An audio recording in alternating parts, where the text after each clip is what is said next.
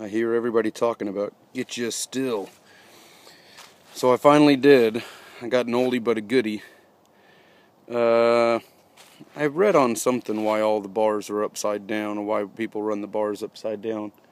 I don't know if there's some kind of official reason. But it does say made in West Germany. Yeah, I can zoom in on that. So that was before that Mr. Gorbachev, tear down that wall. That was my Reagan impression. Not practiced either, although I have done it before.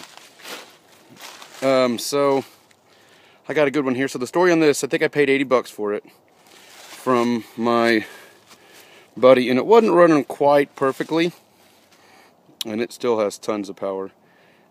I don't think it's like the most powerful thing I've ever used, but it's pretty good. I'm sure the 028 means something, means the size.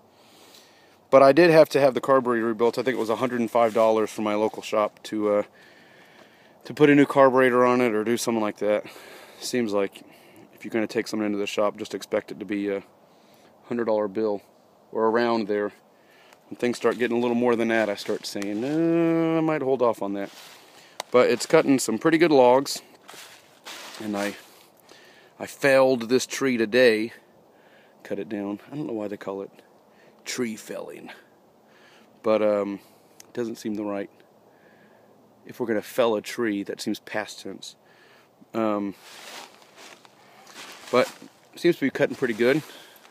Maybe not perfect. If it's not perfect, if it's there's any issue with it, it's because the way that I sharpen the chain or my lack of sharpening skills. But it did pretty good. It's a great saw. I would love to track down a farm boss for big trees, but I just hardly ever have a need for anything, because nothing I usually cut is anything bigger than an 18-inch bar. And it looks like that white oak right there, that's been my shooting tree. That sounds terrible. Can't believe I'm shooting at it, but I have been for a while. And I think it's leaning the right way. Is that stupid? Leave a comment if that's just plain dumb and idiotic. I have my sawmill. I sawed through a bullet one time in a tree. It really didn't dull the blade or anything. Just kind of left a lead mark through it. I'm sure the copper jacket would have harmed the blade for sure. And I'm up here today testing out my new.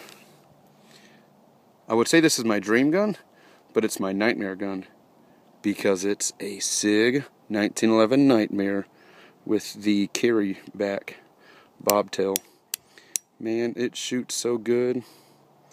Very, very, very smooth gun.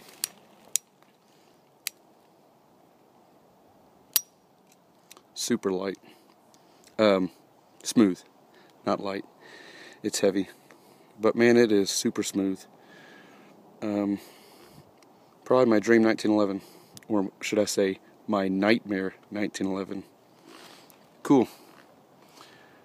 Just getting some things done, and I need to start doing cleanup. So I think what I'm going to do to finish this little project might seem stupid, but moving these things in log form is a real freaking pain in the butt. Rolling them, they're kind of heavy, and they're just hard for me to move, and I have to take them from here to there. So what I'm going to do is I'm going to come over here and I'm going to split some of them up, and then take them over there and in split form. If they'll split. They might not hardly split at all, because they're so green and new, and the tree was very alive.